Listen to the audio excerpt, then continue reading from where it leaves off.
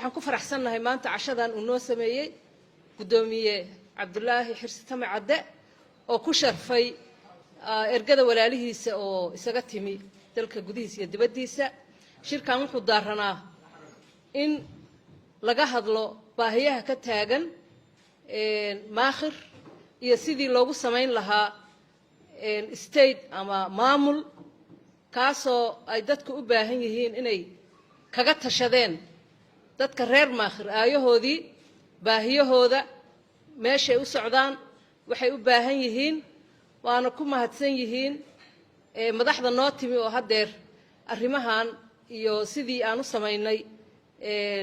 nagu bogaadinaya shirkuna intaas u daaranaa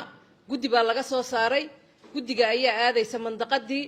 iyaga ayaana shaqada inta hadhay kala shaqaynayaan isimada maadaama maakhir ay ku astaysan tahay meel isimadu ay taariikh fog ku leeyihiin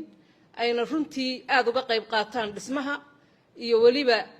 maamulka meeshaas waxaan rajaynaynaa guddiga siyaasadda iyo dhammaan isimada isinka guud iyo dhammaan isimada kale inay ka wada shaqeeyaan halkaasna ay ka hagaagto howl socodkii loogu talagalay in maakhir state uu halkaa maaragtay ka hana qaado